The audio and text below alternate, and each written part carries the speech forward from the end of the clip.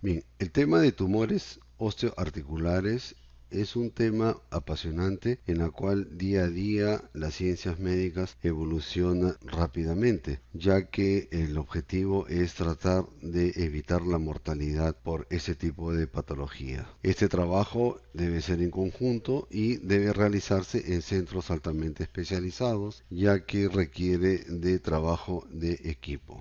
Digamos que los tumores óseos primarios se consideran entidades raras, generalmente son únicos y en muy pocas ocasiones son múltiples o ubicados en diferentes partes del esqueleto. La etiología aún es desconocida y se han considerado hipótesis como virus, radiaciones ionizantes, información genética, tipos de alimentación, etcétera, etcétera. La edad en realidad no es un factor determinante, pero sí algunos tumores tienen predilección para determinadas etapas de la vida. En general, el dolor va a estar presente en casi todos los tumores. Es un síntoma de inicio que acude al paciente a la consulta y generalmente presenta una intensidad en forma progresiva, de inicio lento pero sostenido hasta que al paciente le incomode y lo obliga a acudir a la consulta. Su frecuencia es constante, como les venía diciendo, y está en función también el dolor al tipo de actividad. Si una persona tiene trabajos forzados o es deportista, lógico que el dolor se va a incrementar con mayor intensidad y tiempo más corto. Guarda relación con medicamentos. En algunos medicamentos nos van a ayudar para aliviar el dolor, sobre todo en los tumores óseos de tipo benigno, pero en los caracteres que son en relación a los medicamentos, solo en algunos tumores óseos benignos vamos a tener mejoría, pero en los malignos el uso es simplemente paliativo. En cuanto a los síntomas constitucionales, todo paciente con tumores, sobre todo de tipo maligno, a nivel del esqueleto va a presentar una disminución en su peso, un desgano por querer hacer su vida rutinaria, va a ser anoréxico, va a presentar insomnio y malestar general. Propiamente el tumor aparece en forma brusca, el paciente lo nota, no precisa desde cuándo se ha iniciado esta tumoración. Es un crecimiento marcado, es un crecimiento que va en forma progresiva y tiene una localización definida. Al examen, cuando nosotros tocamos la tumoración, podemos evaluar si hay aumento de temperatura, qué tipo de consistencia tiene y si este presenta movilidad o no, es decir, si está adherido a planos profundos o superficiales. El tamaño de la tumoración es un punto importante donde nos puede indicar también en forma indirecta la gravedad del tumor. Como les decía, la ubicación tanto superficial o profundo también son signos indirectos para ver el tipo de malignidad o benignidad del tumor. Características inflamatorias las vamos a ver por procesos expansivos del tumor y esto puede estar acompañado con circulación colateral, cambios de color a nivel de la piel y en los casos que son sumamente vascularizados podemos apreciar o escuchar soplos. El examen clínico específico para determinar el tipo tumoral vamos a tener que evaluar el examen articular, es decir, cómo está su rango articular, cuánto de movimiento tanto a la flexión, extensión, aducción, abducción o circunducción tiene esa articulación que está comprometida por la masa tumoral. ¿Qué tipo de deformidades tiene? Si hay atrofia muscular, esto nos indica de que el tumor ya tiene un tiempo prudencial y el paciente no lo había notado y en algunos casos los pacientes se enteran porque presentan fracturas y estas son de tipo patológicas, en la cual se imposibilita la movilidad de esa extremidad, acompañada de mucho dolor. Como les decía inicialmente, los tumores se van a presentar de acuerdo a las edades, tienen predilección por ciertos grupos etarios. Es decir, que en menores de 3 años generalmente vamos a ver los neuroblastomas y la metástasis. A nivel de los 5 a 10 años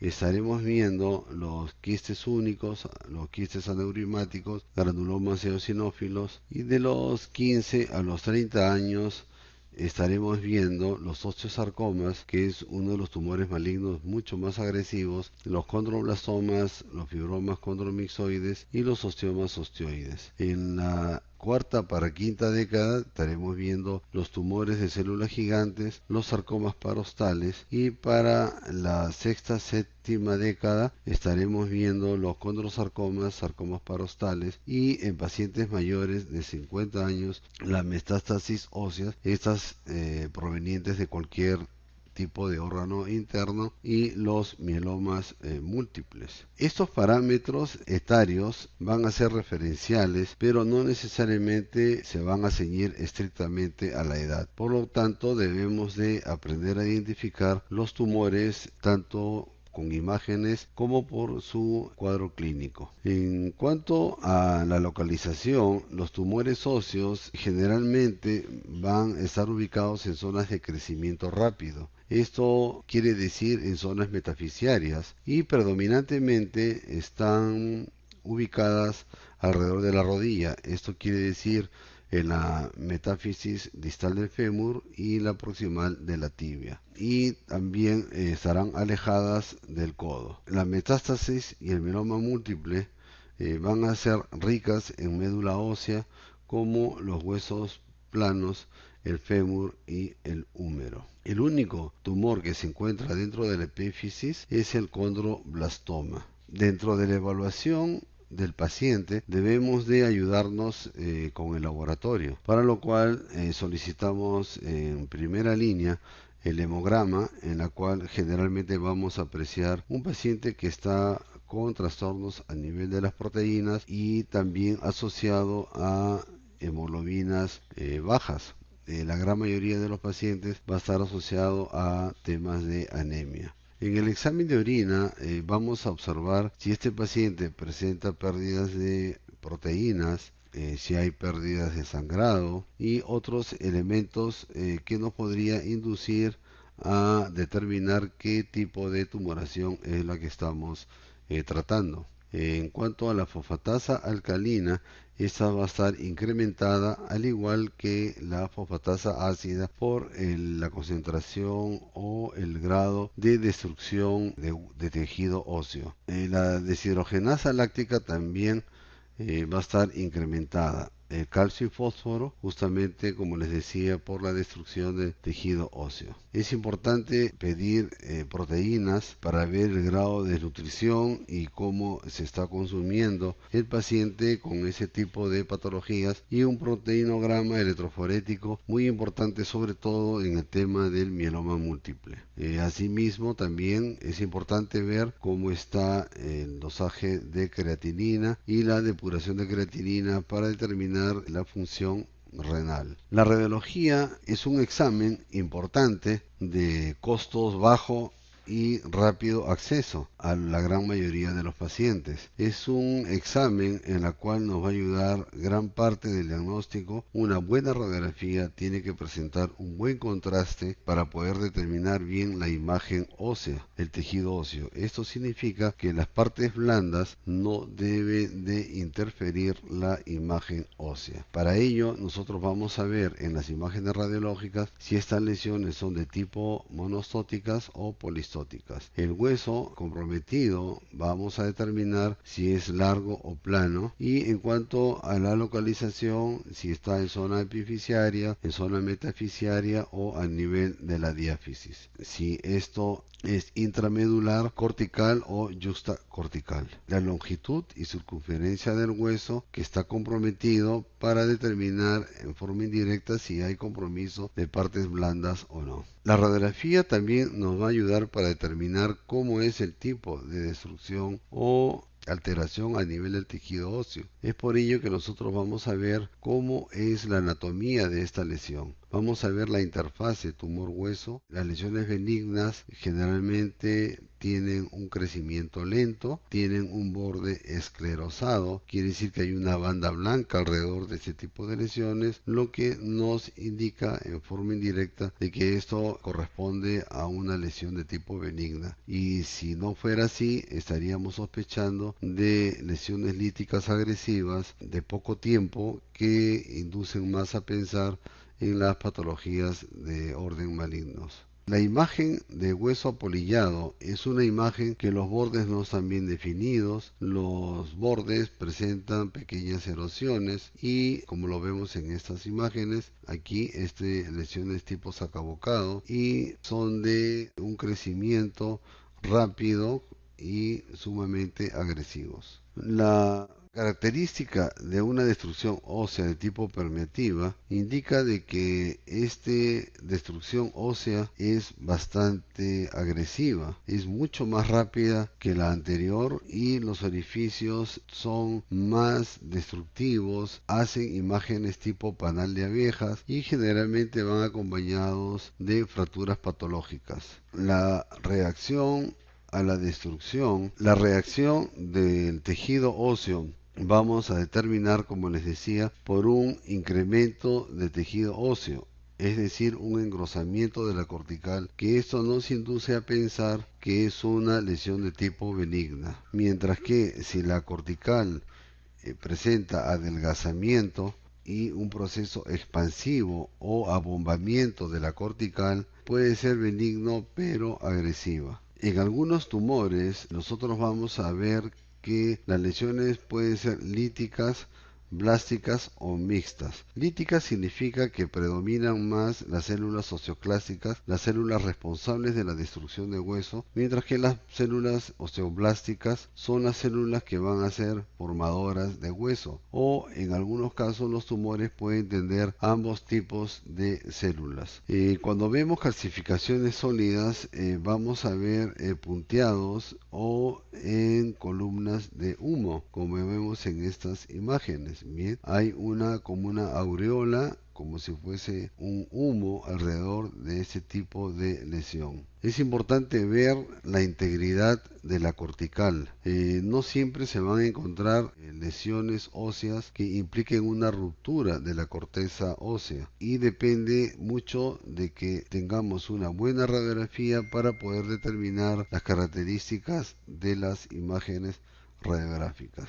En cuanto a los tipos de reacción perióstica, vamos a tener el triángulo de Codman, las láminas en bulbo de cebolla y las láminas del sol naciente. Son, digamos, nombres o apelativos que con el tiempo se hacen imágenes casi patognomónicas desde el punto de vista radiológico. Tengan presente que los primer examen para imágenes del esqueleto fue la radiología y en las últimas décadas recién salen los otros exámenes como la tomografía y la resonancia. Los diagnósticos por imágenes, inicialmente se trabajó mucho con la radiología, en segundo término se trabajó con la gammagrafía, luego la angiografía cuando sospechábamos tumores de tipo vascular o si tenían un sistema arterial y o venoso dentro de la tumoración, y para definir también cuál es su arteria que alimentaba el tumor para poder proceder a hacer la trombosis o planificar mejor la cirugía. Con los años, más o menos allá por la década del 60, surge la tomografía axial computarizada, donde nos define mejor las imágenes óseas. Y por último, la resonancia magnética, que nos da una mayor amplitud de imágenes, sobre todo cuando los procesos tumorales óseos hacen invasión a las partes blandas. Nos va a definir también el nivel de resección tumoral, cuánto el proceso se ha expandido y poder definir la cirugía de tipo tanto para, y la resonancia nos va a servir para definir el nivel de corte, tanto sea para la resección ósea o, en el peor de los casos, para hacer el nivel de amputación. Toda lesión ósea maligna, vamos a determinar el tamaño de la lesión, la destrucción de la cortical, como les decía, si esta cortical está engrosada, está adelgazada, tiene abombamiento o tiene imágenes típicas tumorales, como son las hojas de cebolla, la de sol naciente, como ya les había mencionado. Al igual, hay que ver si tiene presencia de un borde esclerótico o no en la lesión tumoral, que esto nos ayuda a definir si, en forma indirecta, si es maligno o benigno, y si este tumor tiene proceso expansivo hacia las partes blandas. Las biopsias.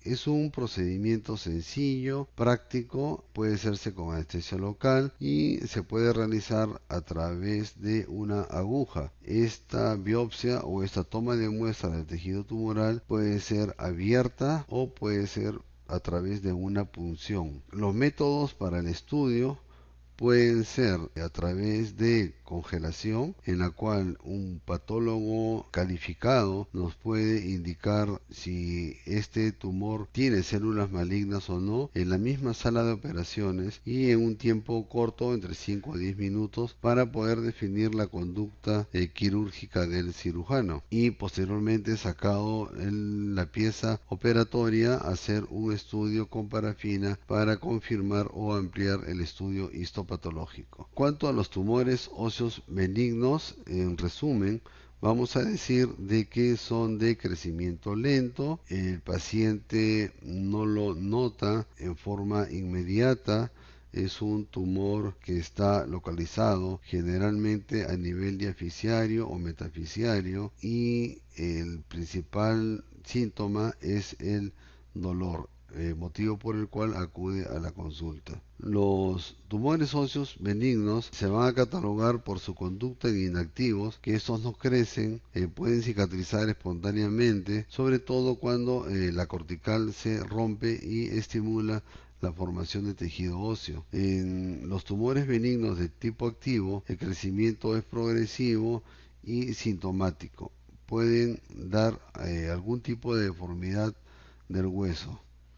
Y en los tumores benignos agresivos hay una invasión en la zona del hueso, puede acompañarse con destrucción, romper la cortical y tiene mayor posibilidades de recurrencias tumorales. Hay muchos tipos de clasificaciones. Haremos una clasificación de tipo histológica, donde vamos a ver el tipo de tejido. En cuanto a los tejidos óseos, vamos a ver si es benigno, será el osteoma; si es maligno, será el osteosarcoma. En los tejidos de tipo cartilaginoso, en los benignos sentaremos los encondromas y los osteocondromas, y en los malignos los condrosarcomas y los mixosarcomas. Tengan presente mucho en los términos.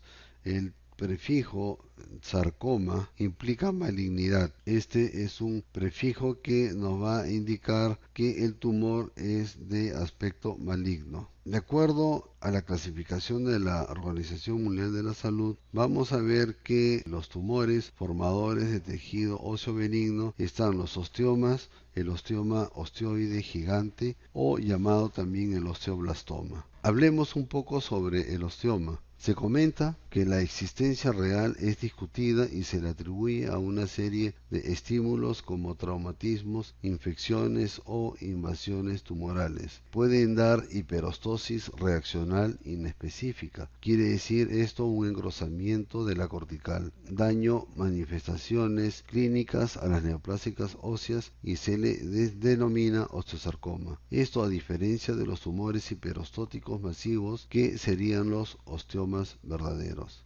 En contadas ocasiones se encuentra neoplasma osificado sésiles, es decir, que el contenido de estos tumores benignos es como una masa inerte dentro de la cavidad que va a ocasionar, cuya radiología y anatomía patológica lo acercan mucho al tumor denominado sarcoma osteogénico parostal, por lo que estos tumores se pueden denominar osteomas parostales. Cuando los osteomas aparecen en varios huesos, de preferencia los del cráneo y maxilares asociados a poliposis intestinal, lesiones fibromatosas y del tejido conjuntivo y quistes epidermódicos corresponden al síndrome de Gardner. Este tipo de lesiones, los osteomas, su presentación más común es en los huesos planos, es decir, como el cráneo, el maxilar y las costillas. El osteoma osteoide es una lesión osteoblástica benigna típica que consiste en una pequeña masa redondeada u puede ser ovalada, denominada nido, que corresponde al foco del osteoma osteoide y rodeado de una zona circundante osteoesclerosis. El componente más importante lo forma una red de trabéculas osteoides, con varios grados de mineralización asentadas en un sustrato de tejido conjuntivo fibroso más o menos vascularizado.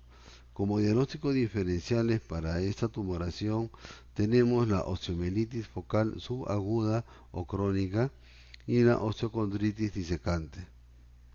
Tiene un limitado potencial de crecimiento, siendo excepcional un diámetro de 1.5 centímetros. No se conocen casos de localización poliostótica, es decir, de múltiples ubicaciones. Este tipo de tumores representan el 11% de los benignos y es común en los varones. La frecuencia de presentación es del 80% entre las edades de los 5 a los 24 años y su ubicación más frecuente es en el fémur y la tibia, extremos de las diáfisis preferentemente. El síntoma más frecuente es el dolor local. La intensidad progresiva y ocasionalmente puede dar tumefacción. Las imágenes radiográficas muestran un nido que adopta un foco osteolítico rodeado de una zona osteoesclerótica a veces muy extensas. Cuando el nido es esclerótico, se debe recurrir a otros métodos de diagnóstico de imágenes como la tomografía. Aquí vemos unas imágenes del osteoma osteoide y esta es la imagen y del osteoblastoma. Continuando la clasificación de la Organización Mundial de la Salud, tenemos los tumores formadores de tejido cartilaginosos benignos.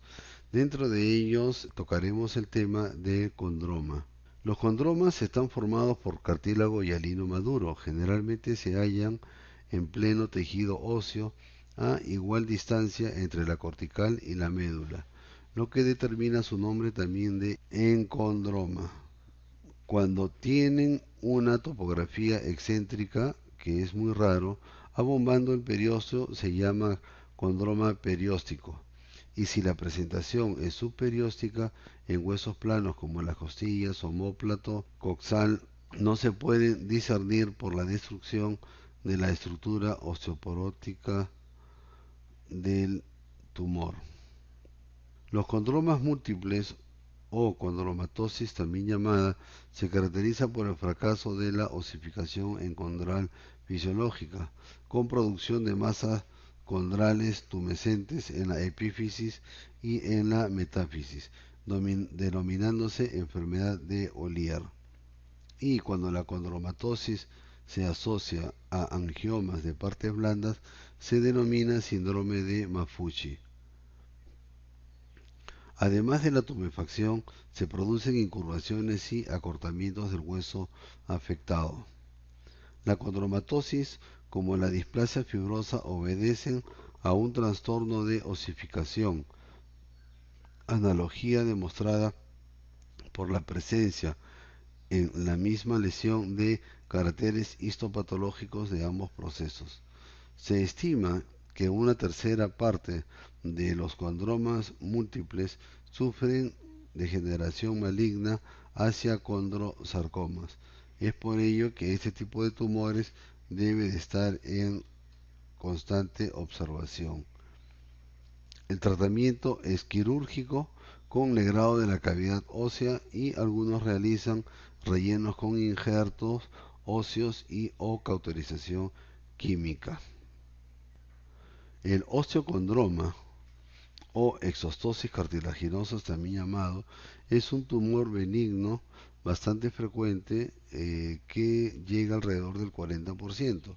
Suelen ser predominantemente óseo y la porción dura es debida a la progresiva osificación endocondral de su calota cartilaginosa activa. Por lo general siguen el crecimiento del paciente y con frecuencia detienen su progresión al producirse el cierre de la epífisis. Por anatomía patológica se muestran como el producto del crecimiento de focos condrales aberrantes en la superficie ósea. Los osteocondromas múltiples u osteocondromatosis son de carácter familiar y generan deformidades importantes, muy raro asociado a pólipos del colon. La frecuencia de la degeneración maligna es de un condrosarcoma secundario. Es más frecuente en varones y la mitad aparecen en la segunda década y el resto para la tercera década.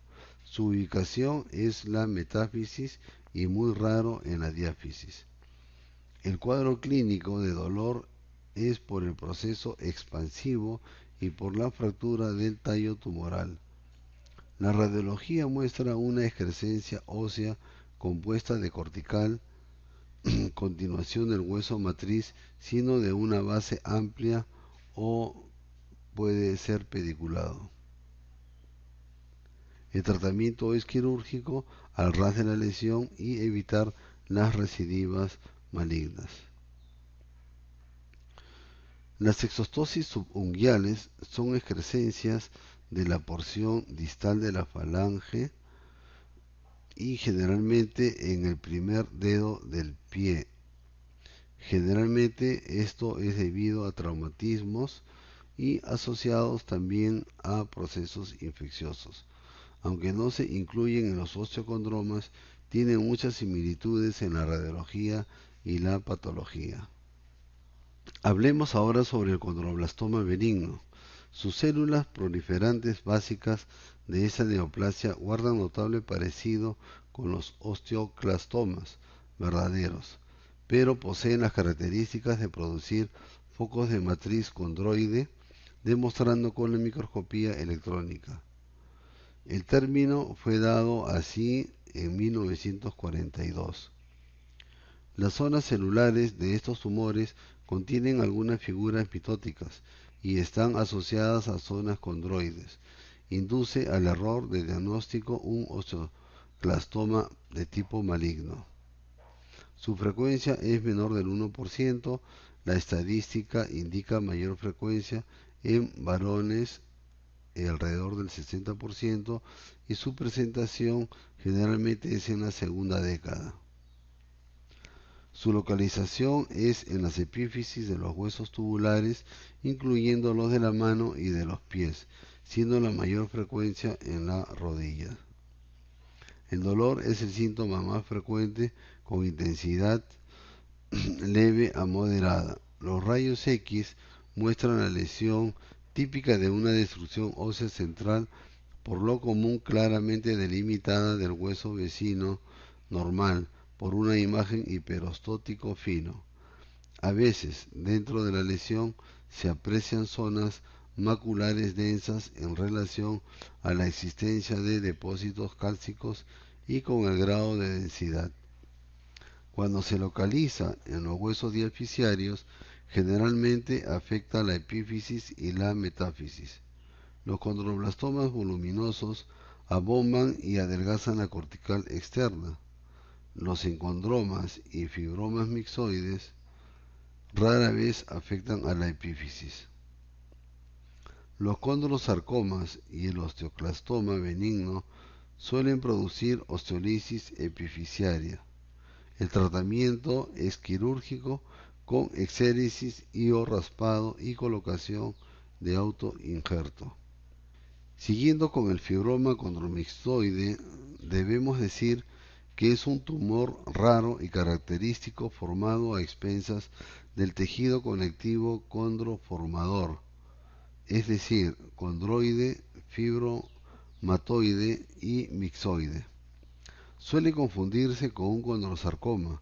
La histología es muy similar al condroblastoma benigno.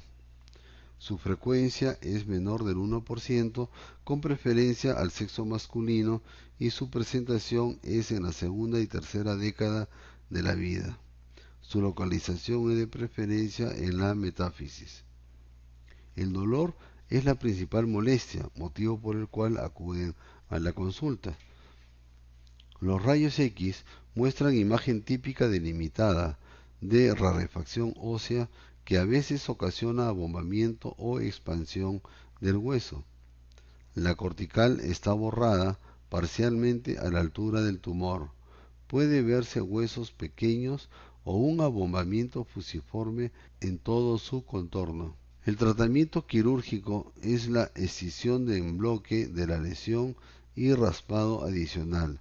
Puede presentarse la recidiva en un 25%.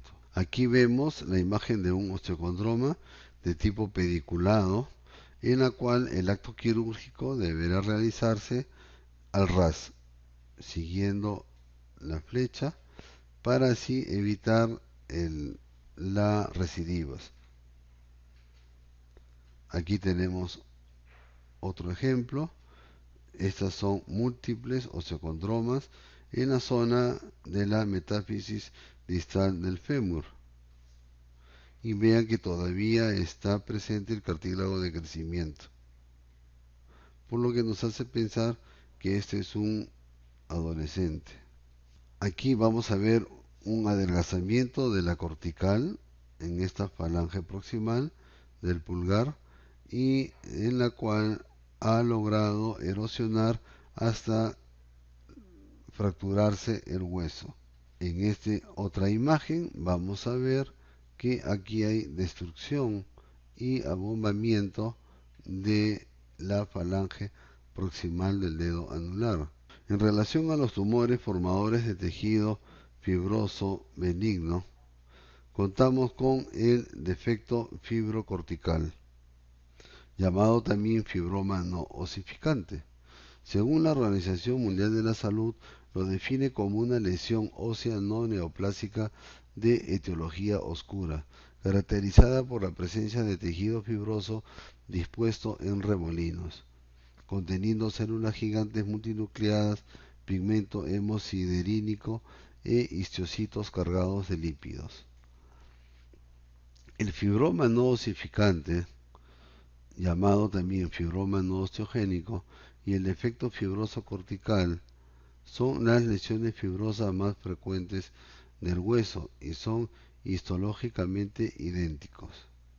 Tiene muchas denominaciones, se les puede llamar fibrosantomas o santoma granuloma histiocítico, defecto fibroso metafisiario, indicando así que estas lesiones son más un defecto del desarrollo que una verdadera neoplasia. Otros lo llaman fibroma no osificante, insistiendo en su naturaleza neoplásica, pero utilizó el término defecto fibroso cortical para las lesiones corticales o subperiósticas más pequeñas, y admite que esas pueden aumentar de tamaño y desarrollar un fibroma no osificante, teniendo ambas entidades los mismos caracteres histológicos. La Organización Mundial de la Salud, dado que su etiología es desconocida, prefiere llamarlo defecto fibroso metafisiario, que es un término puramente descriptivo. Son tumores benignos con características ligeramente diferentes. Ambos son asintomáticos y se descubren casualmente por unas radiografías hechas por otro motivo. El defecto fibroso cortical se localiza en la cortical excéntricamente y generalmente debajo de una inserción de un tendón o un ligamento, por lo que podría estar relacionado con estrés o microtraumatismos.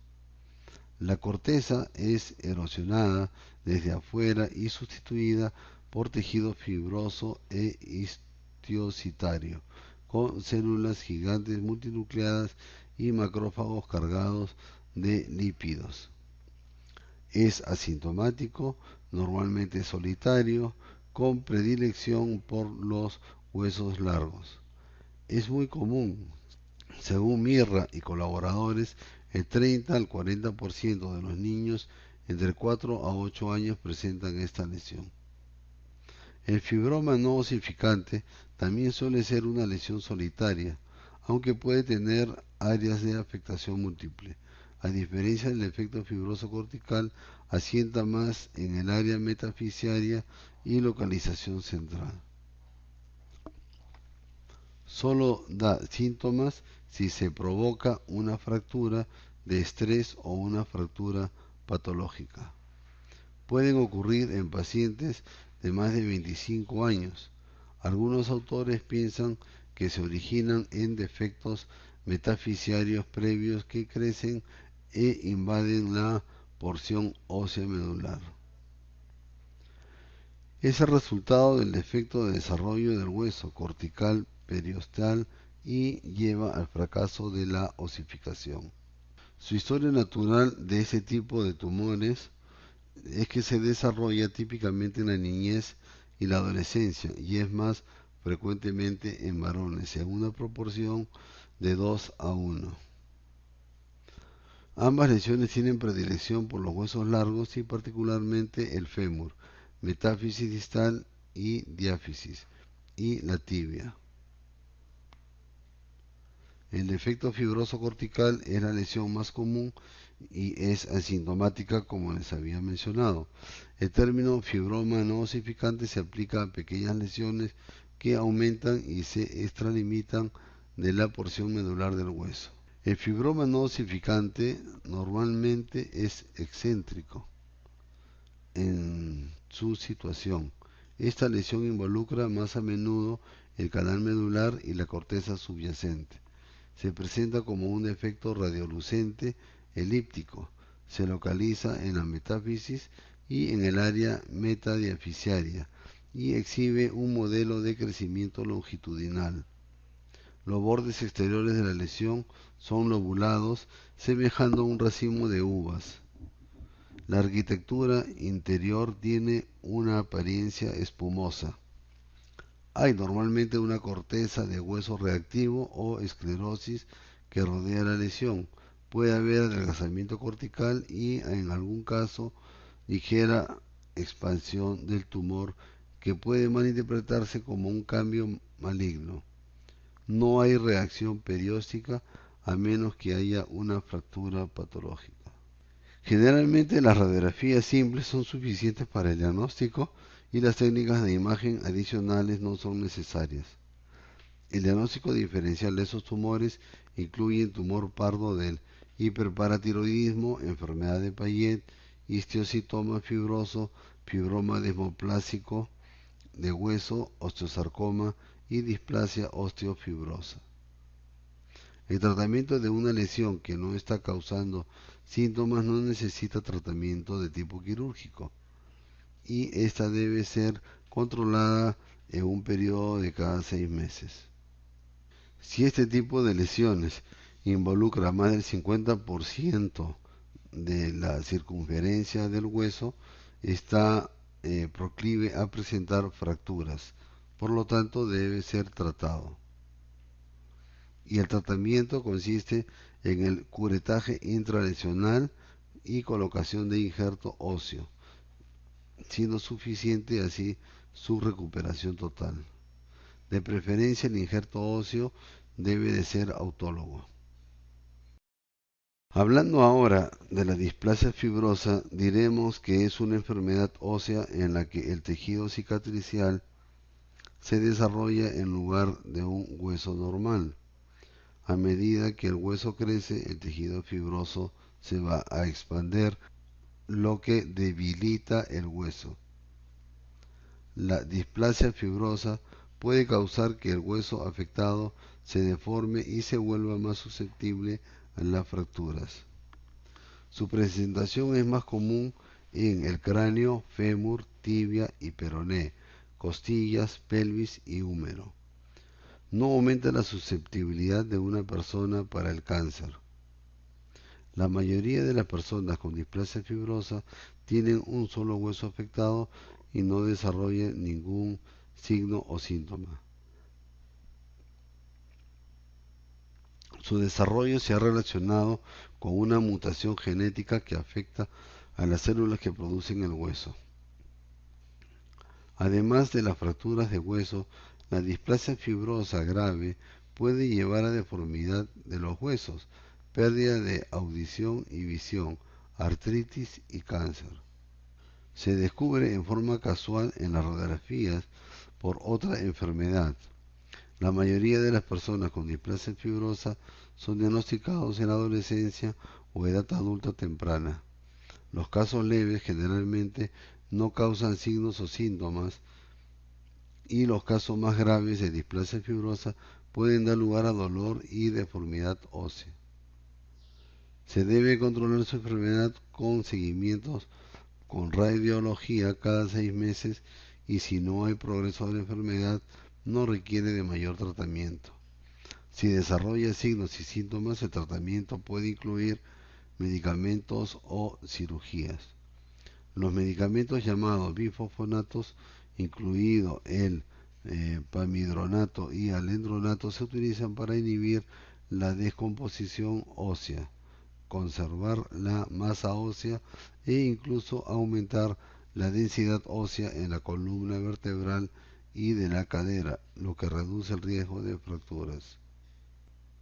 La cirugía puede incluir la extirpación de la lesión ósea y su sustitución por injerto de hueso de otra parte del cuerpo o de tejido óseo donada de un donante fallecido. Se puede realizar osteosíntesis adicional para estabilizar el hueso y el injerto.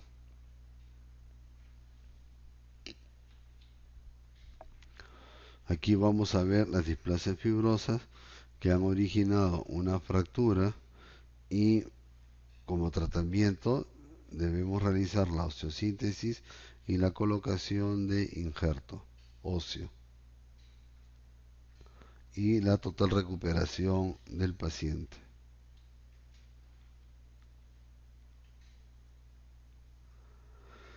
Pasemos ahora a hablar sobre el tumor de células gigantes.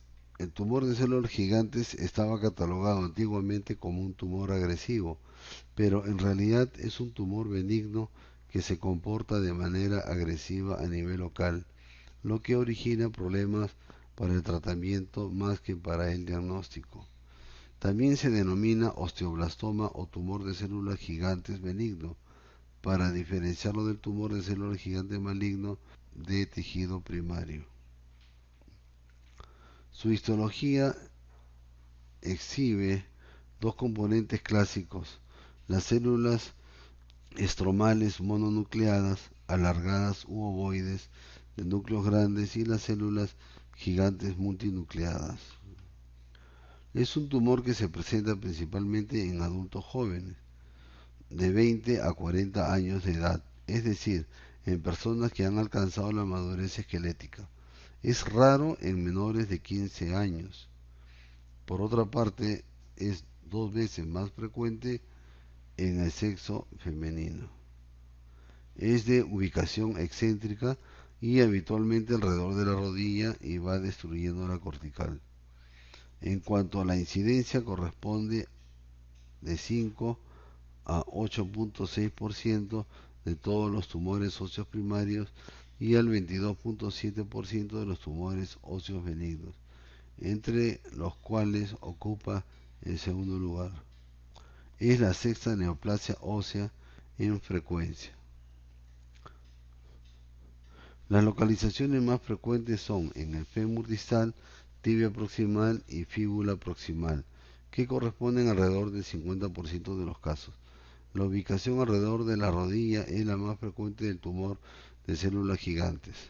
Después vienen los radios distales, húmero proximal y un poco más raro el sacro. Localizaciones menos frecuentes son la mano, los pies, las vértebras, las costillas, la escápula y el isquio. También hay tumores de células gigantes multifocales, pero son muy raros, se asocian habitualmente con la enfermedad de Payet. Alrededor del 90% de los pacientes presentan dolor, 70% aumento de volumen y 60% impotencia funcional. Y alrededor del 40% de los pacientes presentan fracturas patológicas. No es raro que se presenten primero los tres primeros síntomas y que en las etapas radiológicas más avanzadas aparezcan las fracturas patológicas.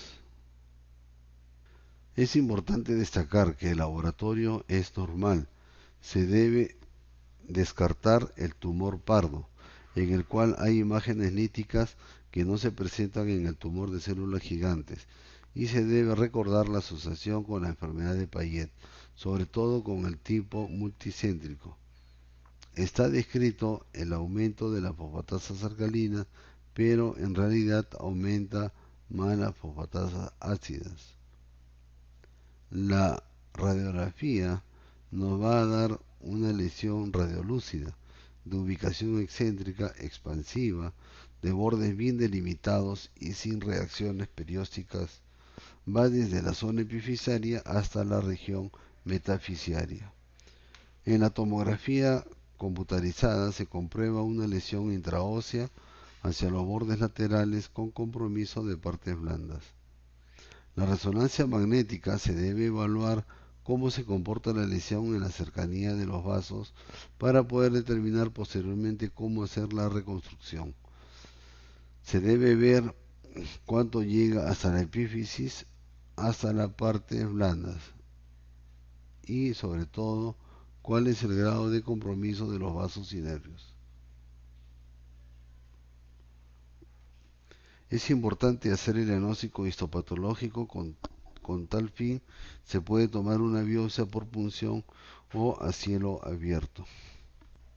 El tumor de células gigantes conlleva a muchos estudios por las cuales Capanazzi realizó una clasificación y esta clasificación es muy útil para el diagnóstico y pronóstico.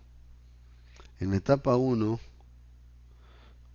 es una radiografía latente, no tiene actividad tumoral. La histología es benigna y epificiaria. Es un tumor de células gigantes localizado, latente, sin mayor agresividad. En la etapa 2 es una etapa activa, con actividad tumoral y destrucción ósea. Se produce compromiso de la cortical, es sintomática y su histología es benigna. Etapa 3,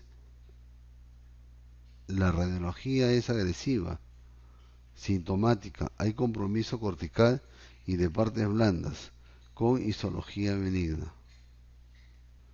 En las dos primeras etapas el tratamiento debe ser más cauto. La tercera etapa son benignas, pero en la etapa 1 el tumor está tranquilo y su tratamiento es más fácil. En la etapa 2 ya habría compromiso del hueso hasta el periósteo, pero sin traspasarlo. En la etapa 3 se comprometen el periósteo y las partes blandas. Las recidivas, tiempo atrás se pensaba que el tumor de células gigantes era agresivo, capaz de dar metástasis. Por lo tanto, se realizaba un curetaje simple que daba el 50-70% de recidivas. Con la resección, la recidiva baja a menos del 10%. La metástasis ocurre en menos del 1% de los casos y se puede resecar y después se hace un seguimiento del paciente. La sarcomatización ocurre cuando se ha agredido el tumor varias veces después de varios curatajes o cuando se ha irradiado al paciente. Continuando con el tema de tumores vasculares, vamos a tener a los hemangiomas, los linfangiomas y el tumor glómico. Dentro de los hemangiomas podemos decir que es una lesión benigna compuesta de vasos neoformados, típicamente visto en pacientes asintomáticos y que suele ser un hallazgo casual. La clasificación biológica de estas lesiones está recientemente en revisión. Mulken y Globatsky consideran a estas lesiones más como amartromas que como verdaderas neoplasias. Esta clasificación toma en cuenta la histología, la historia natural y los hallazgos físicos. Así se separan claramente los hemangiomas de la infancia con su estadio proliferativo precoz y su involución tardía, de las malformaciones vasculares que se caracterizan en arteriales, venosas, capilares y linfáticas o combinadas. No obstante, el hemangioma epiteloide aparentemente se trata de un tumor verdadero. En función al sitio de origen, los hemangiomas en general se clasifican en intraóseo, intracortical, periosteal, intraarticular a nivel de la sinovia, intramuscular, subcutáneo o cutáneo. Dependiendo de la naturaleza y tamaño de los vasos que lo forman, se clasifican en capilar, en la cual los hemangiomas capilares están compuestos de pequeños vasos formados por una capa simple de endotelio rodeado solo por una membrana basal. En el hueso, lo más normal es que afecte el cuerpo vertebral. Los tipos cavernosos está compuesto por dilataciones llenas de sangre revestidos por un endotelio fino y la membrana basal. El hemangioma cavernoso del hueso normalmente afecta la bóveda del cráneo. Los de tipo venoso está compuesto por una pared espesa que posee una capa muscular, frecuentemente contiene flebolitos. El hemangioma arteriovenoso se caracteriza por una comunicación anormal entre la arteria y vena. Es extremadamente raro en el hueso y frecuentemente es un tumor exclusivo de partes blandas.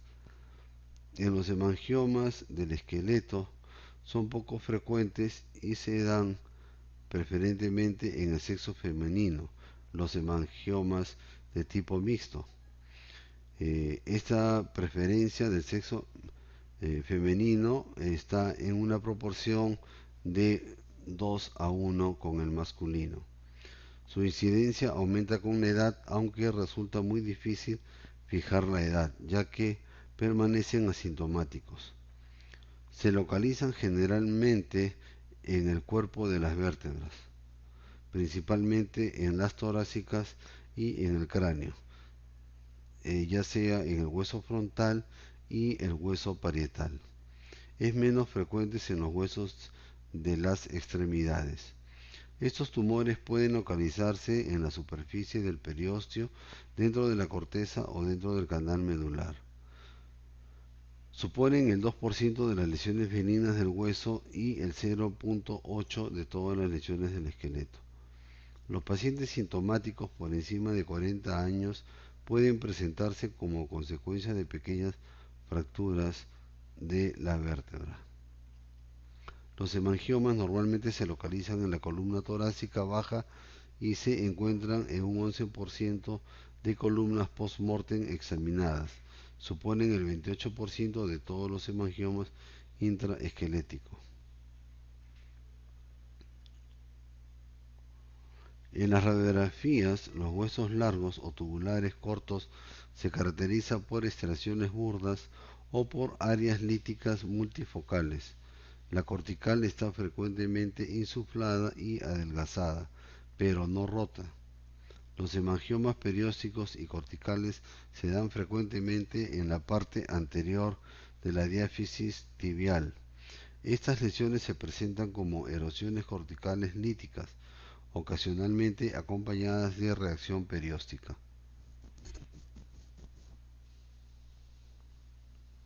En el cuerpo vertebral se presentan como estriaciones verticales o focos líticos multilobulados que clásicamente se denominan como estriaciones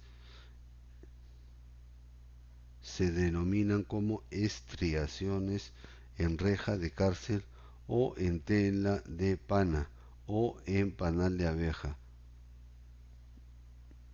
En la calota se presentan como una lesión lítica que muestra un aspecto en panal de rosetón de catedral.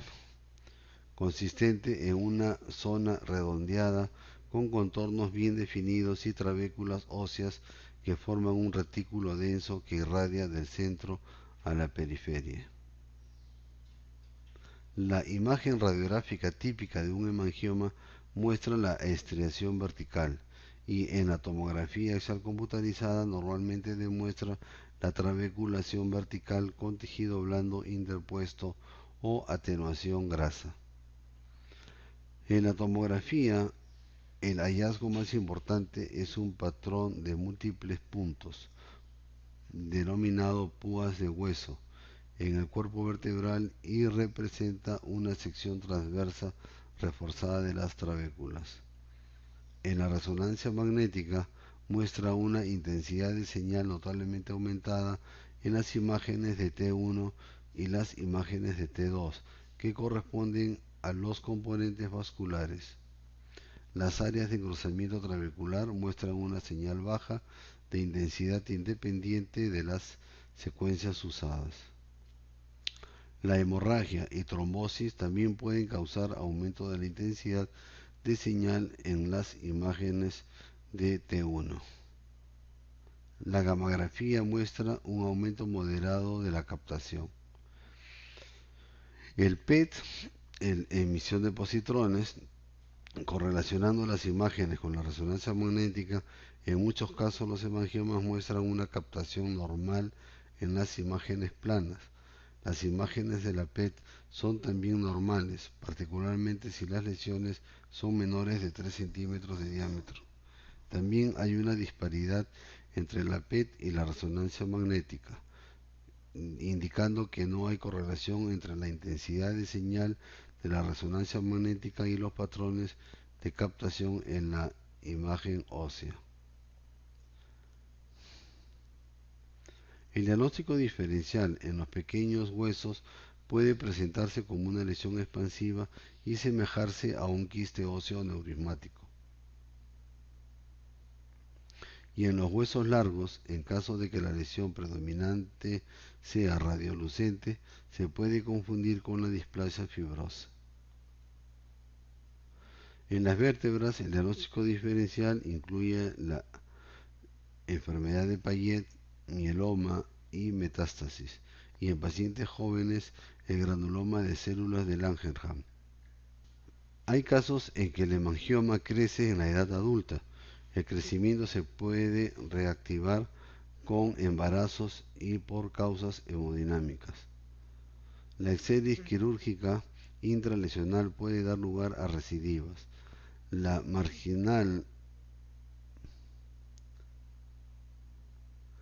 exéresis marginal y la amplia conducen a la curación.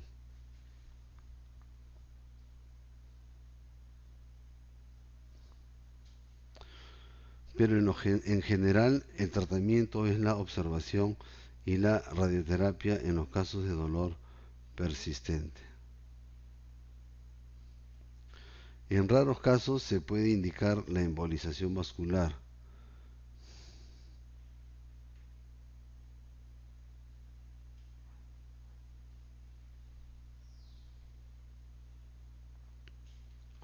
En relación a los linfangiomas, podemos decir que es una deformación congénita del vaso linfático que tiene las siguientes características: cavidad dilatada del vaso linfático, linfa que lo llena y tejido estroma, entre quistes que rellenan el espacio entre las cavidades dilatadas de los vasos linfáticos. La pared interior del vaso linfático se transforma en una sola capa de células endoteliales y tejido estromal entre los quistes, que puede incluir el tejido muscular, vena, tejido conjuntivo elástico, etc.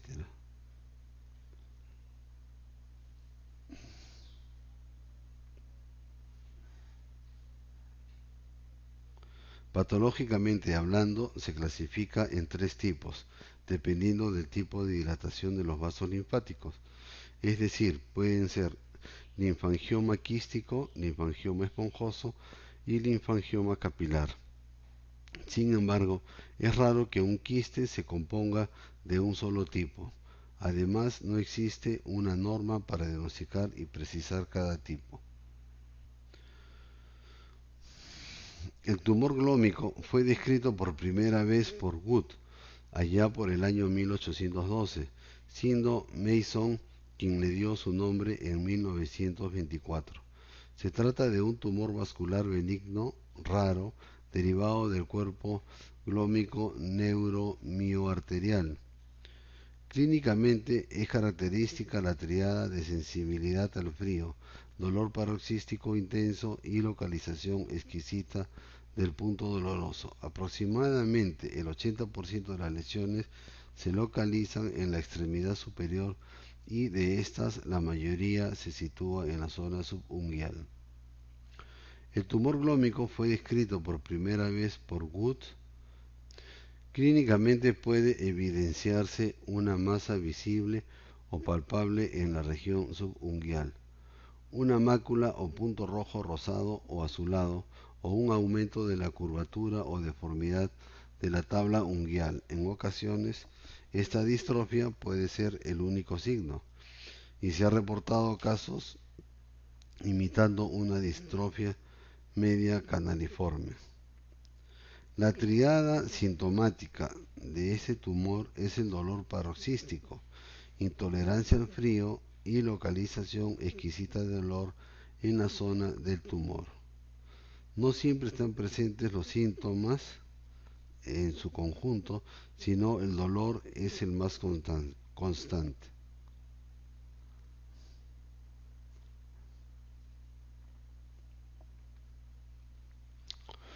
Existen varias formas de determinar el diagnóstico clínicamente.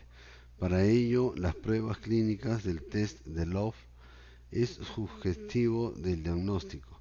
Se lleva a cabo utilizando una aguja o instrumento puntiforme para desencadenar dolor sobre la zona afecta, mientras que no se desencadena el dolor si se aplica el instrumento en una zona inmediatamente adyacente al punto doloroso. Esta prueba tiene una sensibilidad del 100% y una especificidad del 0%.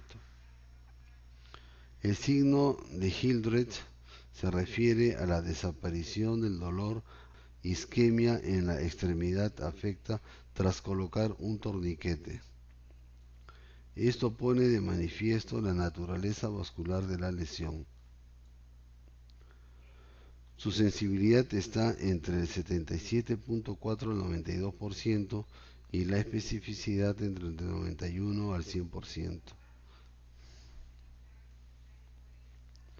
La prueba del frío. También se puede aplicar agua fría o alcohol etílico en la parte afecta para reproducir los síntomas. Tiene una sensibilidad y especificidad del 100%. La prueba de transiluminación se realiza en una habitación oscura proyectando luz a través del pulpejo. Se obtiene una imagen roja opaca de la zona donde está localizado el tumor y proporciona una idea estimada del tamaño. La sensibilidad está entre el 23 a 38% y la especificidad es del 90%.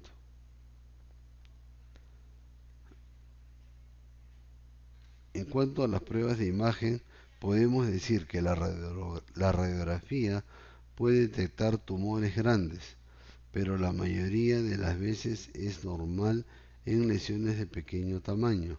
A veces puede verse adelgazamiento o erosiones en la cortical del hueso de la falange en lesiones de largo tiempo de evolución. Esto ocurre entre menos del 30 hasta el 60% según las series. Puede ser útil para diferenciar tumores glómicos de exostosis subunguiales, que es uno de los diagnósticos diferenciales más importantes. La ecografía es una técnica no invasiva que puede usarse de forma preoperatoria para detectar la localización, el tamaño y la forma de tumores tan pequeños como de 3 milímetros. Pueden verse como masas hipoecoicas bien circunscritas.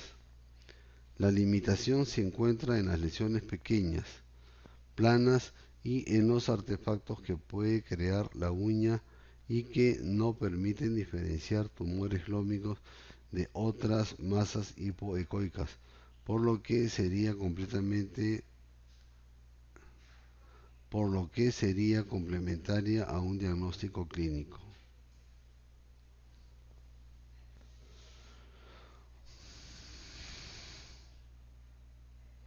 La resonancia magnética es una técnica no invasiva que ha aumentado la agudeza diagnóstica de los tumores glómicos.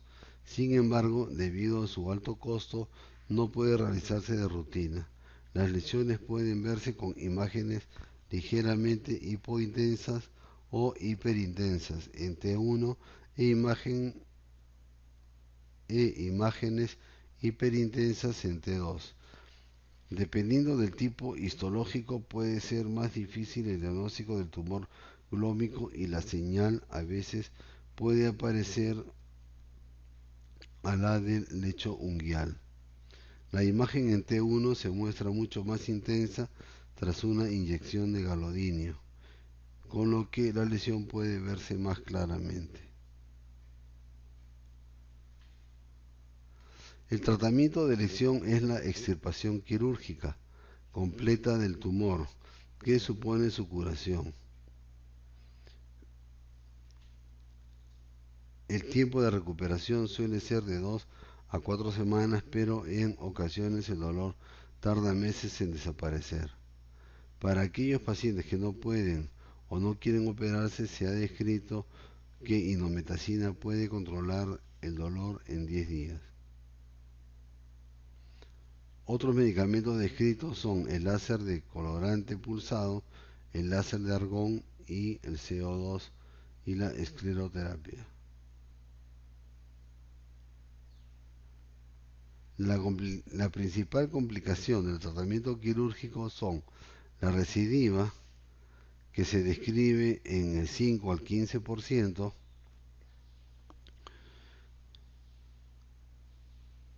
la recurrencia del dolor puede aparecer tras semanas o retrasarse durante años. Cuando la recidiva es precoz, es más frecuente que sea por una extirpación incompleta del tumor, mientras que si es tardía, suele deberse a la aparición de un segundo tumor. Las principales complicaciones del tratamiento quirúrgico son, no, se repite.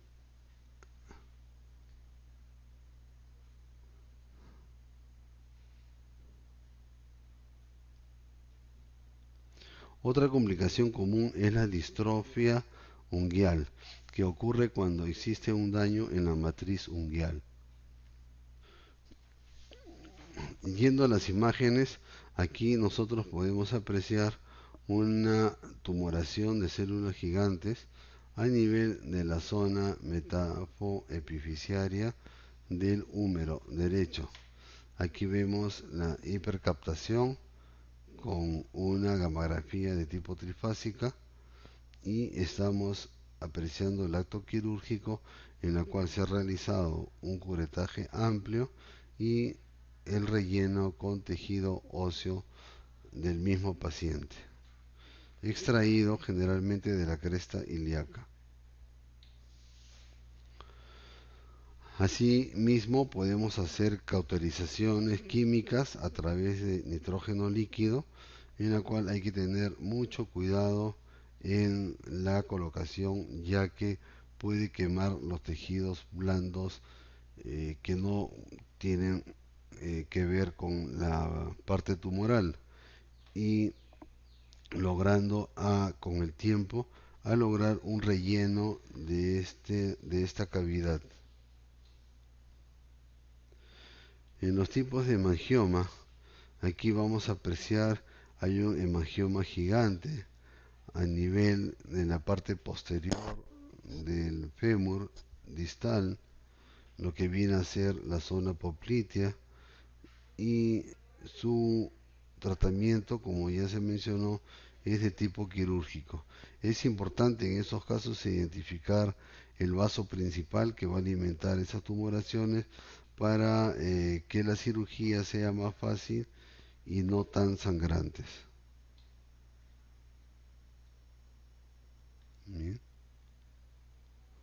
aquí ya extirpado. Vean cómo este es como un racimo lleno de neoformaciones vasculares.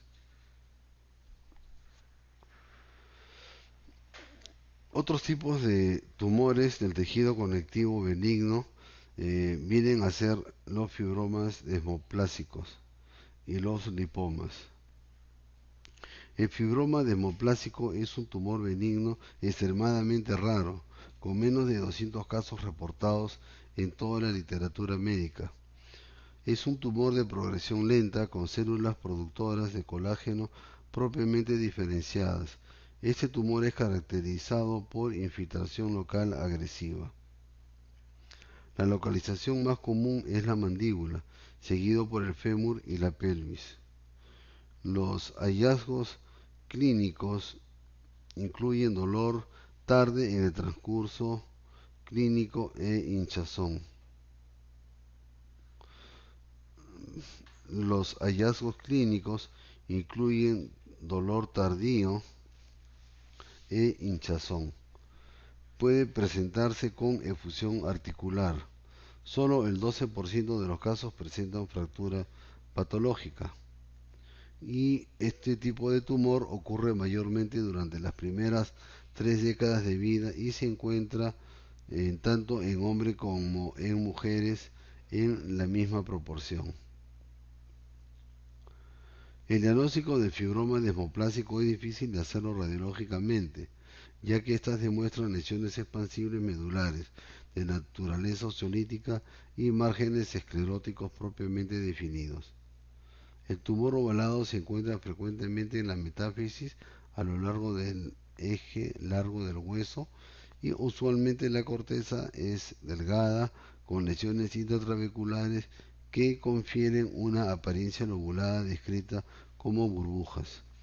Los estudios de la tomografía son útiles para identificar puntos de rompimiento cortical y los estudios de resonancia magnética pueden demostrar la separación del tumor intraóseo del hueso.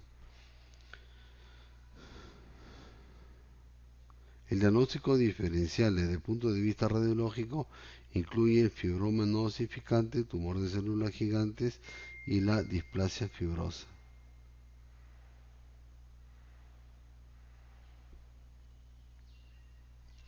El tratamiento para el fibroma desmoplásico conlleva a la excisión quirúrgica amplia o marginal. La razón de recurrencia es del 50 al 72% sin resección y de 17% con resección. Estudios recientes recomiendan la utilización de curetaje agresivo como opción quirúrgica.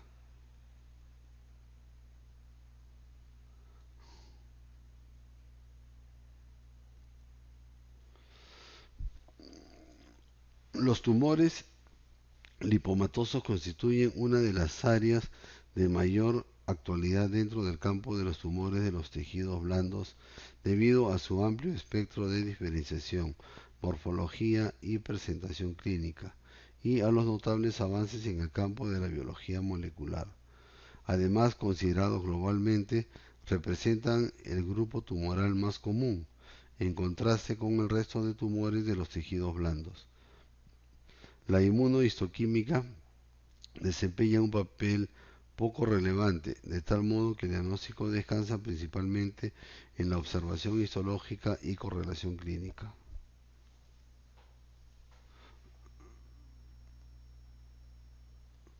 Los tumores benignos del tejido adiposo pueden aparecer en cualquier localización del cuerpo que contenga grasa. La mayoría ocurren en la mitad superior del cuerpo, particularmente en el tronco y el cuello. Otras situaciones comunes incluyen las porciones proximales del brazo, el muslo y los glúteos. Los lipomas se desarrollan principalmente en los adultos y su frecuencia aumenta con la edad. Puede crecer hasta alcanzar un gran tamaño y se clasifican en dos tipos: cutáneos superficiales cuando se localizan encapsulados en los tejidos blandos superficiales y profundos o subfaciales cuando su origen es poco delimitado o difuso y sus estructuras son profundas intraóseas, intermusculares intermusculares e intramusculares. Esta última forma es mucho menos frecuente. Su localización y crecimiento lento pueden pasar por desapercibido. Además, toman un patrón de crecimiento infiltrativo a través de las fibras musculares estriadas, por lo que es necesario diferenciarlo de lesiones malignas del tejido graso.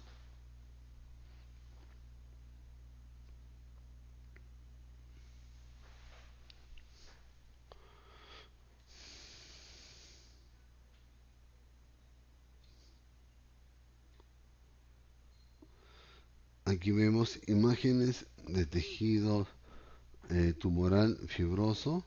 Lo vamos a ver aquí en la resonancia. Y realizado el acto quirúrgico, se realiza la exéresis total.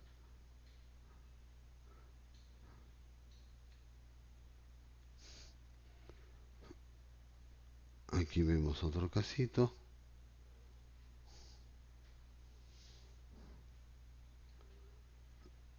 La incisión.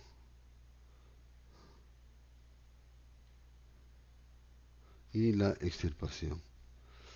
Y los lipomas, como habíamos dicho, pueden ser de gran tamaño, pueden ser intermusculares, como en este caso, de gran volumen, encapsulados y de fácil acceso y extirpación.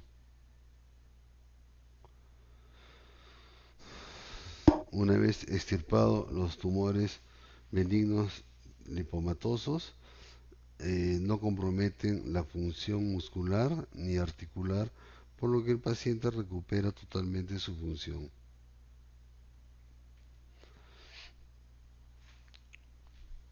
Conversemos ahora sobre las lesiones óseas pseudotumorales.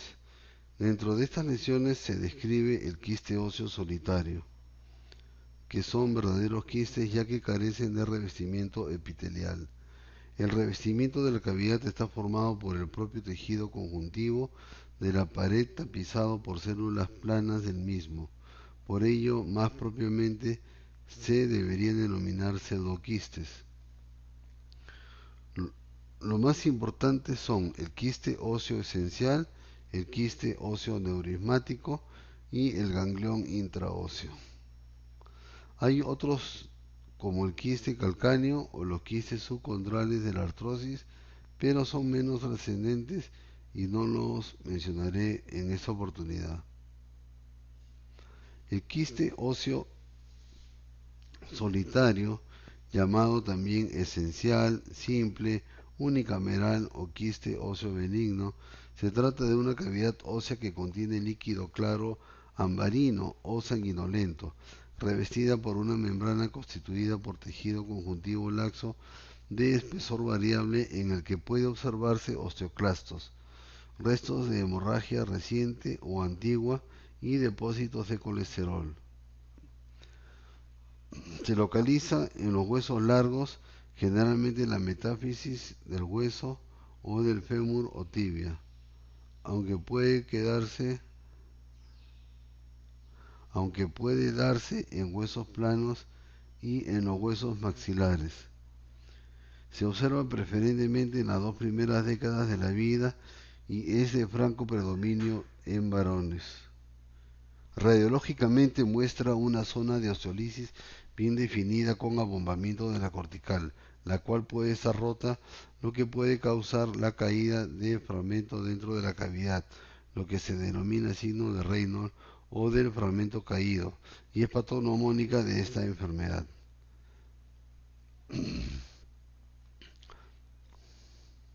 El tratamiento consiste en el legrado de la cavidad y relleno con tejido óseo a fin de estimular la osificación. Alternativamente se puede practicar la resección parcial e inyecciones de hidrocortisona. En relación al quiste óseo neurismático, fue descrito por Sander King en 1983. Se trata de un proceso osteolítico y expansivo formado por espacios de tamaño variable que contienen sangre y están separados entre sí por tabiques de tejido conjuntivo que contienen osteoide y osteoclastos en mayor o menor proporción. Radiológicamente se manifiesta como una lesión excéntrica e insuplante, con reacción periódica en cáscara septada y con abundantes y con abundantes que traduce una baja agresividad y un desarrollo lento. Es proceso propio de las 3 primeras décadas de la vida y no muestra predominancia de sexo. Se localiza en la metáfisis de huesos largos y en las vértebras. En conjunto, estas dos localizaciones representan el 70 al 80% de las mismas. En las vértebras se localizan en el arco posterior y en la apófisis espinosa y pueden afectar varias vértebras con una frecuencia del 50%. Existen también localizaciones extraóseas.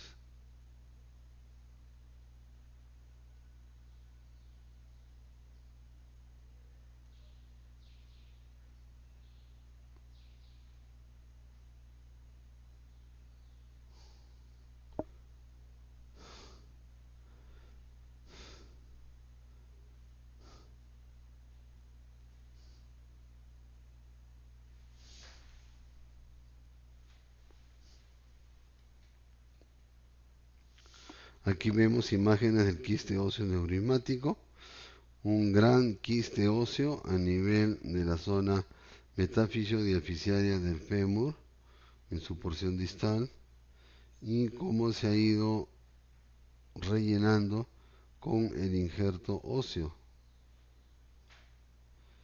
Puede ser rellenado también con cemento quirúrgico. Aquí apreciamos un quiste de inclusión epidérmica. Estos quistes aparecen en el lecho unguial, son sumamente dolorosos y hacen deformidades de la uña, por lo que su tratamiento es quirúrgico. Las consecuencias o complicaciones es que van a generar trastornos en la formación de la nueva uña. En cuanto a los quistes, como ya hemos mencionado, pueden aparecer en diversas partes del cuerpo. Su tratamiento quirúrgico es la exéresis total.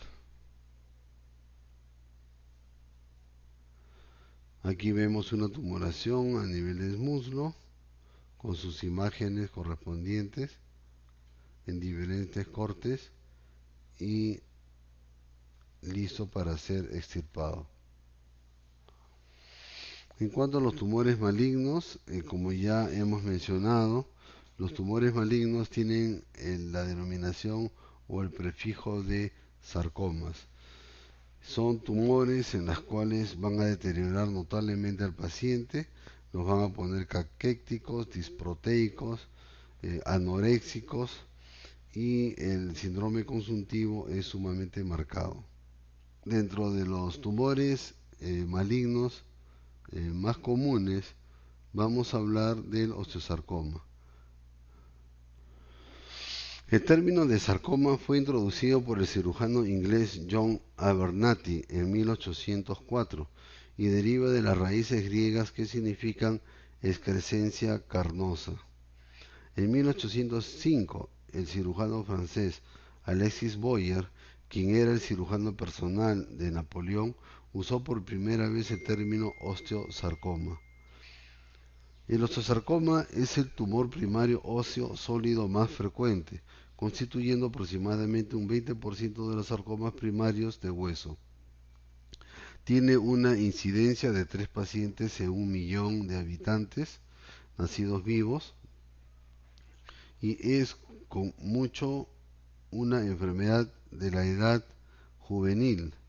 Más del 75% de los casos aparecen en pacientes menores de 25 años, por lo que ese tipo de tumores es de una notable alteración no solamente del paciente sino del entorno familiar. El osteosarcoma es algo más frecuente en varones, La excepción a esa tendencia la constituye el sarcoma parostal, más frecuentemente en mujeres. Y no hay ninguna predilección de tipo racial. Las causas que originan los osteosarcomas es una pregunta que sigue siendo un misterio en la mayoría de los casos. Fuchs y Pritchard en 2002, en el año 2002, dividieron los agentes causales conocidos en químicos, víricos, físicos, a través de las radiaciones, y otros de tipo miscelánico. En la presentación clínica debutan estos tumores con el dolor y acompañados de una masa palpable, evidenciable en hasta un tercio de los pacientes en la primera visita al médico. En los niños menores o en los más pequeños, la cojera puede ser el único síntoma. La aparición de fiebre, el mal estado general u otros síntomas constitucionales no son típicos del osteosarcoma. Los estudios por laboratorio no son específicos para ese tipo de tumor maligno. La sedimentación, proteína C reactiva, fosfatasa alcalina y lactato deshidrogenasa pueden estar elevados. La radiografía simple es prácticamente diagnóstica. Típicamente las lesiones se sitúan en la metáfisis de los huesos largos, más frecuentemente en la rodilla. Las lesiones son de límites mal definidos, acompañadas de destrucción del hueso cortical y medular, y muestran osificación en el interior del componente de partes blandas. Las lesiones pueden ser radiolúcidas, radiodensas o mixtas, dependiendo del grado de mineralización del osteoide.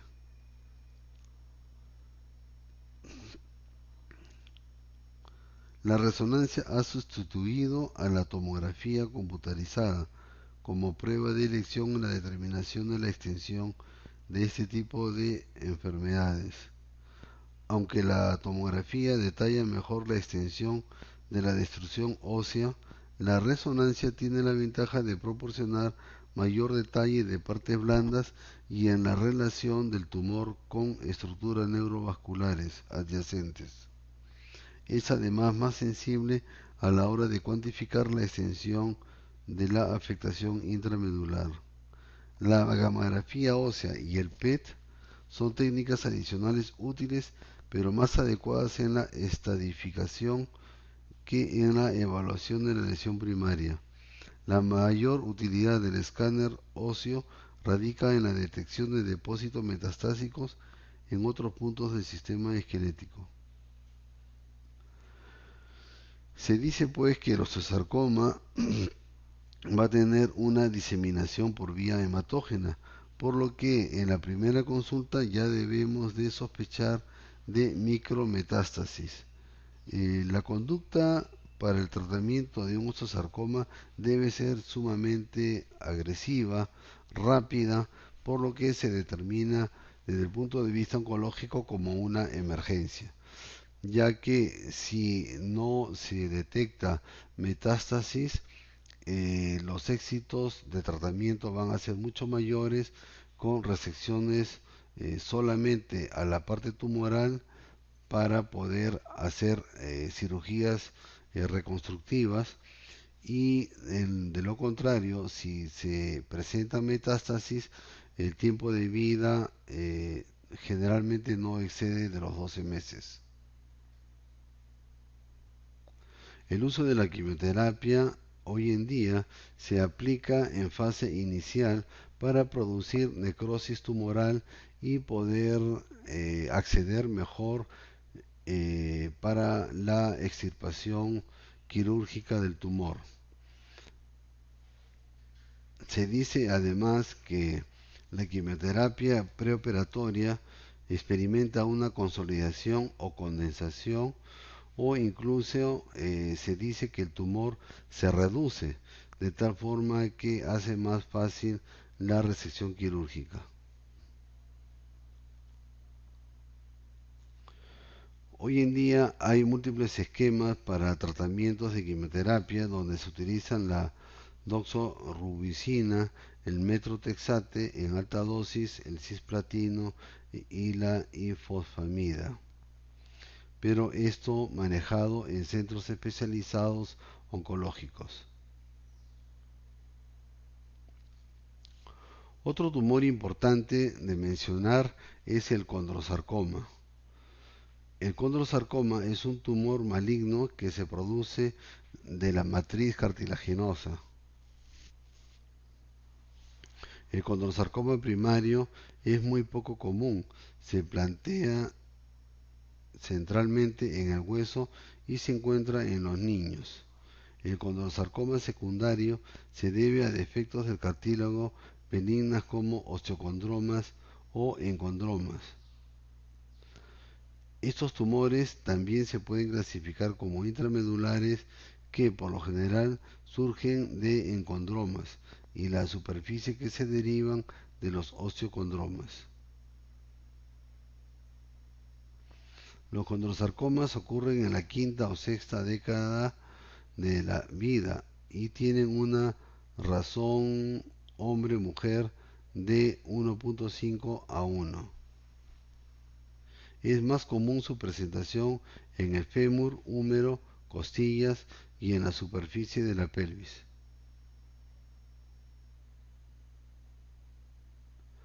La presentación del condrosarcoma depende del grado del tumor. Un alto grado, un tumor de crecimiento rápido, puede presentarse con un dolor insoportable. Un grado bajo, el tumor más indolente, es más probable que presente como un paciente de edad avanzada, se queja de dolor en la cadera y la hinchazón. Tumores pélvicos que presentan con frecuencia urinaria o la obstrucción o pueden hacerse pasar por sacamúsculo a nivel de la ingle.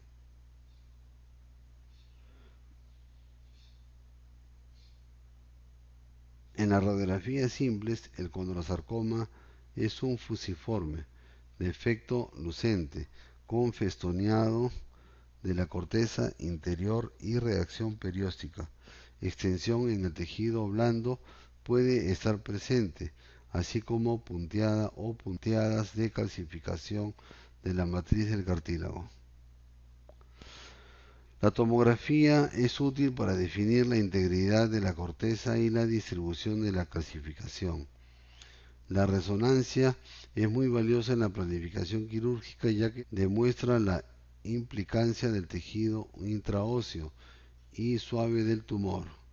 La resonancia magnética también es útil para evaluar posible degeneración maligna de osteocondromas, permitiendo mediciones exactas de la tapa del cartílago que debe ser inferior a 2 centímetros de espesor. Como diagnóstico diferencial tiene el osteosarcoma y las lesiones benignas del cartílago. El tratamiento del condrosarcoma es la excisión quirúrgica con márgenes amplios. Hay un papel muy limitado para la quimioterapia o la radiación. Los fibrosarcomas es un tumor maligno que se caracteriza por la presencia de haces entrelazados de fibras de colágeno formadas por las células tumorales y por la ausencia de otros tipos de diferenciación histológica, tales como la formación de cartílago y hueso. El fibrosarcoma es una entidad que se origina del tejido conectivo de sostén de la cavidad medular, el llamado fibrosarcoma central endostalo-medular, o mucho menos frecuente el periósteo, el fibrosarcoma perióstico, o de los tejidos blandos paraosteales. Estos tumores se presentan entre la tercera y la sexta década, con una edad media de 59 años, pero pueden presentarse a cualquier edad. El fibrosarcoma se presenta en una incidencia del 6.2% de los tumores primarios malignos del hueso. No presenta predisposición por el sexo. Los huesos más frecuentemente afectados son los huesos tubulares largos, el fémur, la tibia, alrededor de la rodilla el 53% y el húmero y en menor proporción de los huesos craneofaciales en un 15%. Los síntomas predominantes son tumefacción y dolor de pocas semanas a meses de evolución. Debido al carácter destructivo del fibrosarcoma, en el 23% de las ocasiones se presentan con una fractura patológica.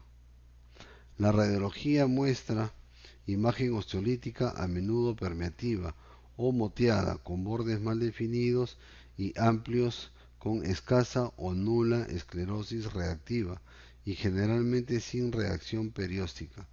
Generalmente es de localización excéntrica en la metáfisis y que se extiende a epífisis o diáfisis. Habitualmente hay una masa de tejidos blandos. La tomografía presenta una densidad similar al músculo. En ocasiones se ven áreas de menor densidad dentro del tumor que representan zonas de necrosis. La resonancia magnética es útil para delimitar la extensión intraósea y extraósea del tumor, pero no presenta ninguna característica especial.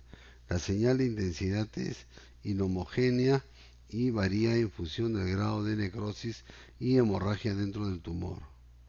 La gammagrafía muestra un área de incremento de captación, frecuentemente en la periferia del tumor. La supervivencia a los 10 años en esos tumores es del 28%. La presencia de calcificaciones periféricas o intratumorales es susceptible de fibrosarcoma secundario a una malignización de un infarto óseo. El tratamiento de elección es la cirugía radical del tumor con márgenes amplios, que a veces requiere la amputación o desarticulación del miembro, dependiendo de su tipo histológico y su localización. Y concluiremos esta clase con el diagnóstico del mieloma múltiple. El mieloma múltiple es a la presencia de células plasmáticas malignas. Las células plasmáticas normales se encuentran en la médula ósea y son un componente importante del sistema inmunológico. El sistema inmunológico se compone de varios tipos de células que funcionan juntas para combatir las infecciones y otras enfermedades. Los linfocitos, células linfáticas, son el tipo principal de células del sistema inmunológico. Los tipos principales de linfocitos son células B y células T. Cuando las células B responden a una infección, maduran y se convierten en células plasmáticas. Las células plasmáticas producen anticuerpos, también llamados inmunoglobulinas, que ayudan al organismo a atacar y destruir los gérmenes. Los linfocitos están en muchas áreas del cuerpo, tal como en los ganglios linfáticos, la médula ósea, los intestinos y el torrente sanguíneo. Sin embargo, las células plasmáticas se encuentran principalmente en la médula ósea. La médula ósea es el tejido blando que se encuentra dentro de la cavidad de algunos huesos. Cuando las células plasmáticas se tornan cancerosas y crecen sin control, pueden producir un tumor llamado plasmacitoma. Estos tumores generalmente se originan en un hueso, aunque en raras ocasiones también se encuentran en otros tejidos. Si alguien tiene un solo tumor de células plasmáticas, a la enfermedad se le llama plasmacitoma aislado o solitario. Cuando alguien tiene más de un plasmacitoma, entonces padece de mieloma múltiple. Las células del mieloma producen una sustancia que le indican a los osteoclastos que aceleren la destrucción de los huesos. Esto debilita los huesos y causa que se fracturen fácilmente. Este aumento en la degeneración de los huesos también puede aumentar los niveles de calcio en la sangre. Las células plasmáticas anormales no protegen el organismo de las infecciones. Estos anticuerpos ayudan al organismo a atacar y eliminar la bacteria. En el mieloma múltiple, las células del mieloma desplazan las células plasmáticas normales, de manera que no se pueden producir los anticuerpos para combatir las infecciones. El anticuerpo que produce las células de mieloma puede causar daño a los riñones. Esto puede llevar a daño en los riñones e incluso insuficiencia renal. Los exámenes de sangre pueden ayudar a diagnosticar esta enfermedad y algunos consisten en determinar el nivel de albúmina, nivel de calcio, nivel de proteína total, exámenes de actividad renal, un hemograma o conteo sanguíneo completo, exámenes de sangre y orina para verificar e identificar proteínas o anticuerpos, exámenes de sangre para medir de manera rápida y precisa el nivel específico de determinadas proteínas llamadas inmunoglobulinas. Las radiografías de los huesos pueden mostrar fracturas o áreas de hueso huecas. Se llevará a cabo una biopsia de médula ósea. Las pruebas de la densidad ósea pueden mostrar pérdidas del hueso. El tratamiento dependerá del estadio de la enfermedad. A las personas con casos leves de la enfermedad o con un diagnóstico dudoso, normalmente se la vigila de cerca. Algunas personas presentan una forma de mieloma múltiple de desarrollo lento, que viene a ser el mieloma múltiple asintomático, que tarda años en causar síntomas. La quimioterapia se usa regularmente para tratar mieloma múltiple y se administra con mayor frecuencia para prevenir las complicaciones como fracturas óseas y daño renal. La radioterapia se puede utilizar para aliviar el dolor óseo o reducir un tumor que está con presión de la médula espinal. Se puede usar dos tipos de trasplante de médula ósea, el autólogo y el alógeno. El autólogo tiene mejor respuesta para el paciente. El pronóstico de estos pacientes dependerá de la edad del paciente y la etapa de la enfermedad. En algunos casos la enfermedad progresa muy rápido, en otros los síntomas tardan años en desaparecer. La quimioterapia y los trasplantes pueden llevar a una remisión permanente, pero rara vez traen una cura total. La insuficiencia renal es una complicación frecuente. Otras complicaciones pueden abarcar fracturas de huesos, niveles altos de calcio en la sangre, lo cual puede ser muy peligroso, aunque de las probabilidades de infección, especialmente en los pulmones, debilidad o pérdida de movimiento debido al tumor que presiona sobre la médula espinal. Bueno, hemos hecho una revisión eh, bastante ligera de lo que es la patología tumoral en el esqueleto. Espero que esto sea motivación para que cada uno de ustedes amplíe los estudios, ya que como les dije inicialmente, los tumores óseos es de una evolución constante. Las ciencias médicas van variando periódicamente el tipo de manejo. En cuanto a los diagnósticos por radiología, tomografía y resonancia, ya prácticamente están bien delimitados, bien definidos, por lo que solamente los cambios van a ser de acuerdo a las sustancias medicamentosas para ese tipo de lesiones. Espero que haya sido de su agrado la presente clase.